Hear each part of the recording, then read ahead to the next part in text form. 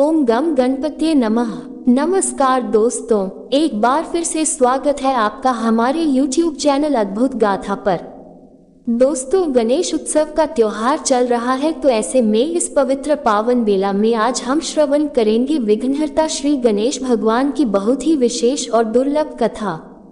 ये पुण्य फलदायी कथा स्वयं श्री गणेश जी ने एक पिशाच को सुनाया था और उसे पिशाच योनि से मुक्ति मिल गई थी। एक बार कैलाश पर्वत पर भगवान शिवजी माता पार्वती को एकांत में एक कथा सुना रहे थे और उन्होंने नंदी जी को आदेश दिया था कि उनके कथा सुनाने के दौरान कोई भी इस कथा को नहीं सुनेगा। इसके लिए उन्होंने अपने मुख्य द्वारपाल पुष्पदंत को सुरक्षा के लिए खड़ा कर दिया था कि वह द्वार पर खड़ा होकर वहां पहरेदारी करे। लेकिन पुष्पदंत ने भगवान शिव और माता पार्वती की बातें, उनकी कथाएं चोरी छिपे सुन लेती। इसका आभास भगवान भोलेनाथ को हो गया। तब भोलेनाथ ने इस अपराध का फल स्वरूप क्रोधित होकर अपने मुख्य द्वारपाल पुष्पदंत को पिशाच हो जाने का श्राप दे दिया। उन्होंने कहा, हे पुष्पदंत, तुमने चोरी छुपे एक पिशाच की भांति हमारी बातें सुनी है, हमारी कथाओं को सुनी है जिसे कोई भी नहीं सुन सकता। तुमने ये घृणित कार्य किया है, इसीलिए मैं तुम्हें श्राप देता हूँ कि तुम पिशाच बनकर पिशाच की तरह भटकते रहोगे, कहीं भी एक शांत नहीं रहोगे। भगवान शिव के इतना कहते ही पुष्पदंत पिशाच बनकर पृथ्वी लोक पर आ जाते हैं और वहीं पर विचरण करने लगते हैं। वे पृथ्वी लोक पर पिशाच बनकर मनुष्यों को डराने और उन्हें सताने लगते हैं। पुष्पदंत की पत्नी जया के अनुरोध करने पर पुष्पदंत को पिशाच योनि से मुक्ति दिलाने के लिए भगवान गणेश जी पृथ्वी लोक पर आते हैं और उन्हें भगवान के भक्तों की कथा सुनाते हैं। भगवान की कथाओं में इतना बल होता है कि यदि व्यक्ति पूर्ण श्रद्धा और भक्ति से श्रवण करे, पाठ करे, तो बड़े से बड़े पाप से मुक्ति मिल जाता है, उनका लोक पर लोक सुधर जाता है, उसके बड़े से बड़े दुख दूर हो जाते हैं।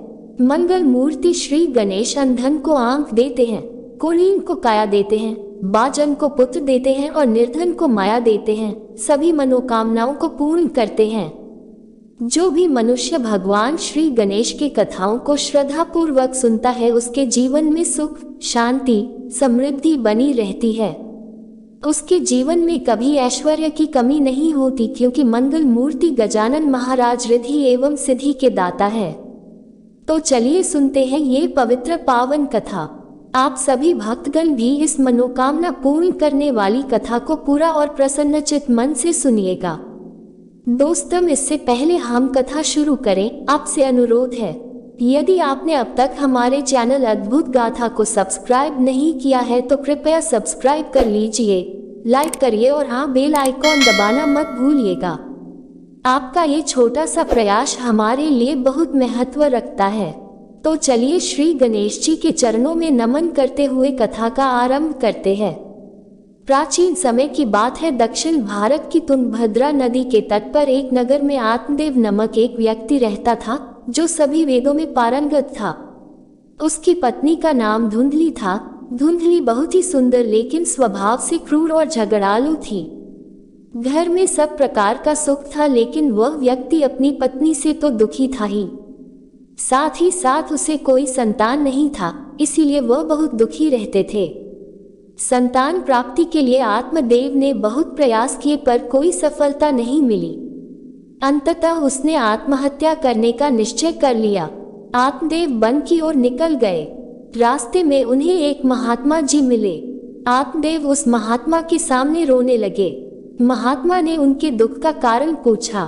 आत्मदेव ने कहा कि मेरे पास खाने पीने के लिए तो बहुत कुछ है, परंतु मेरे पास खाने वाला कोई नहीं है, अतः मैं दुखी हूँ, इसलिए मरने की इच्छा से आत्महत्या करने यहाँ आया।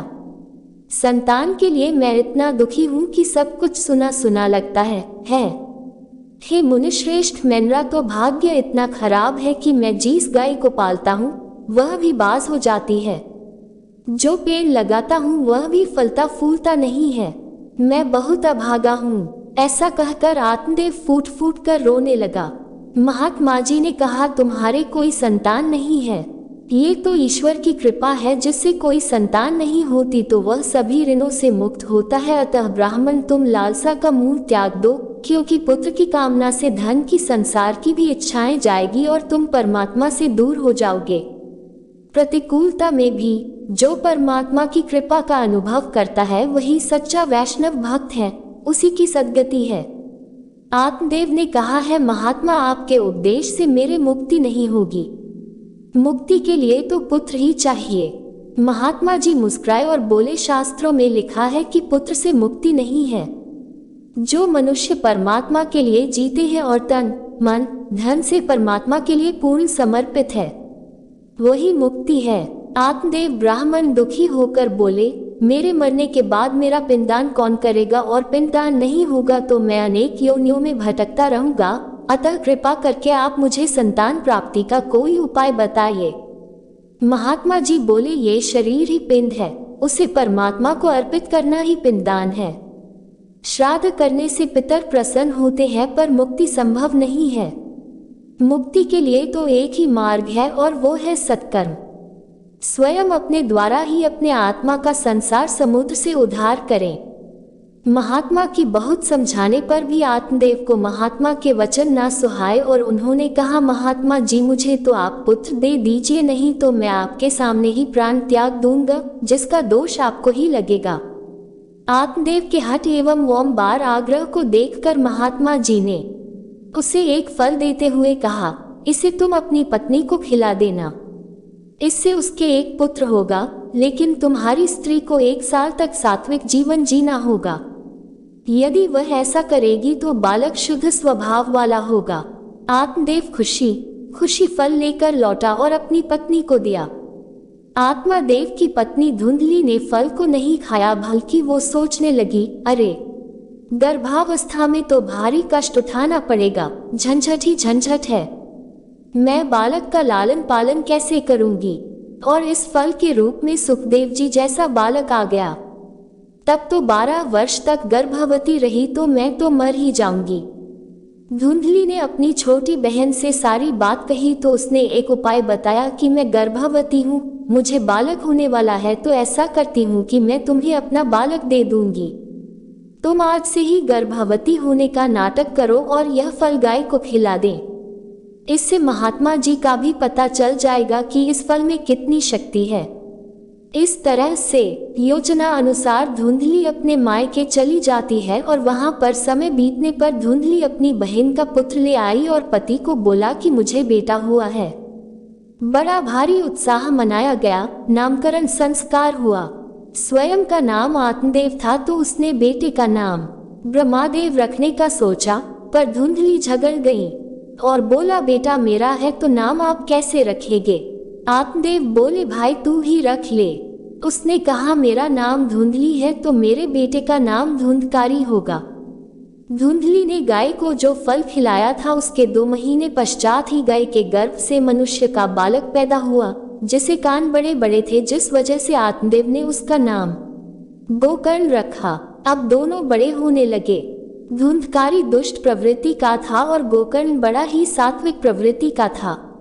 धुंधकारी सारे दुष्कर्म करता था, शराब पीता, जुआ खेलता, घर की सारी संपत्ति ले जाता। धीरे धीरे उसने सारी संपत्ति नष्ट कर दी।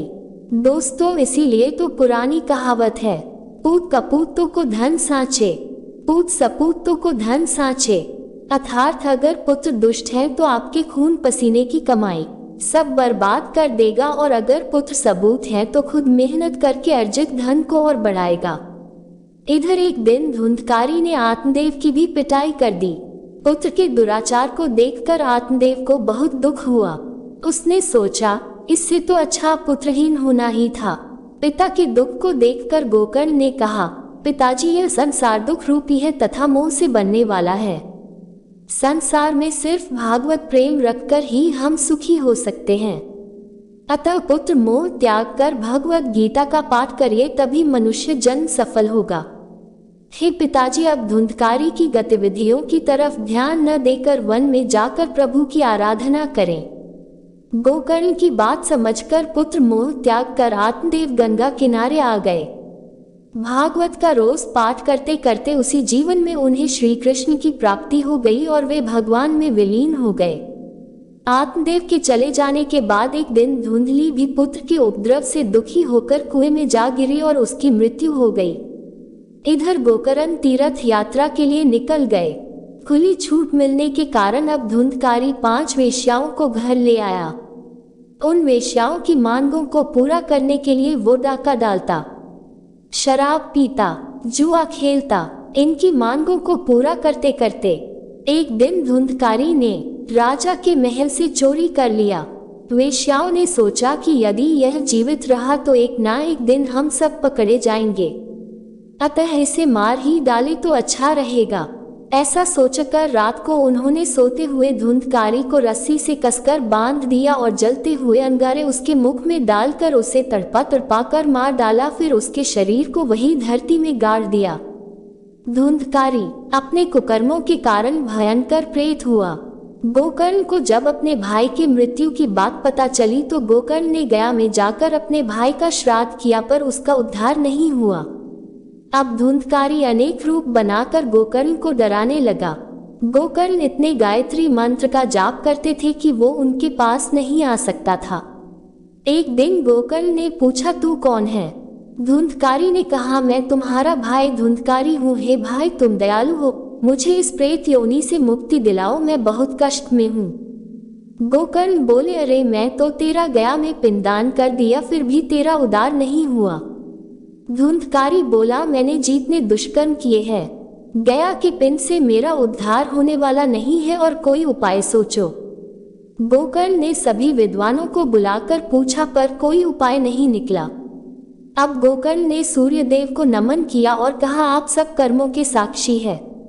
हम जो भी करते हैं, कोई देखे या ना देखे, पर भगवान तो देख ही रहे हैं, क्योंकि सूर्य और चंद्रमा भगवान के 2 नेत्र हैं।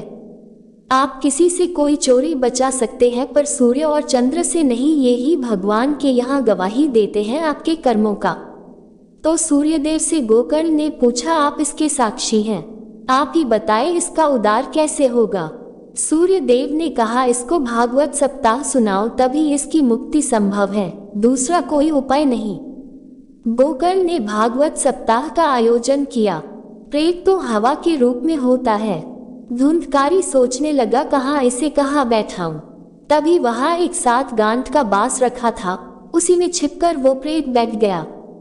बहुत से लोग भागवत 7 गांठ का बांस लगाते हैं। यदि संदेह है कि परिवार का कोई सदस्य प्रेत बन गया है तो भागवत सप्ताह में ये अवश्य लगाना चाहिए। पहले दिन की कथा में पहली गांठ का भेदन हो गया, दूसरे दिन दूसरे गांठ का। इस तरह 7 दिनों में 7 गांठों का भेदन करते हुए धुंधकारी दिव्य रूप धारण करके भगवान के पार्षद रूप से प्रकट हो गया। धुंधकारी को लेने भगवान का विमान आया। इस प्रकार से भगवान श्री गणेश जी ने पुष्पदंत को कहा, हे पुष्पदंत जी, इस कथा के अंतिम चरण में महत्वपूर्ण बात यह है कि भागवत कथा तो बहुत से लोगों ने सुनी, परंतु सिर्फ धुंधकारी को ही लेने भगवान का विमान क्यों आया? तो इसका उत्तर है, सबने कथा सांसारिक सुखों को प्राप्त करने के लिए सुनी और धुंधकारी ने पूरे श्रद्धा, प्रेम और विश्वास से भागवत धाम जाने के लिए सुनी थी, इसलिए उसे लेने के लिए विमान आया। सांसारिक आनंद से ऊपर है भागवत आनंद। संतों के बात पर विश्वास करके हमें भी पूरी श्रद्धा से, प्रेम से कथा सुननी चाहिए, जिससे हमारा भी भगवान से प्रेम हो जाए और नित्य आनंद की प्राप्ति हो।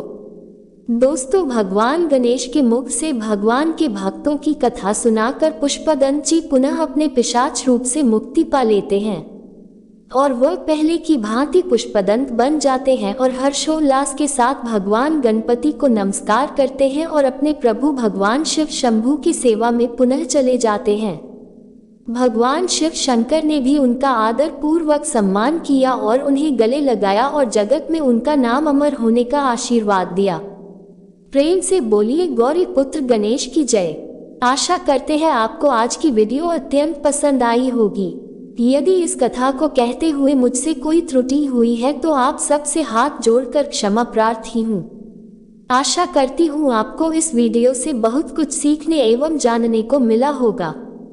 यदि आपको हमारी वीडियो पसंद आई है तो एक लाइक करें और कमेंट में प्रेम से श्री गणेशाय नमः लिखना मत भूलिएगा। विघ्नहर्ता आपके सभी विघ्न हरे। एवं आपके परिवार में मंगल करें। इसी मनोकामना के साथ आज के लिए इतना ही। मिलते हैं अगली वीडियो में। तब तक के लिए नमस्कार।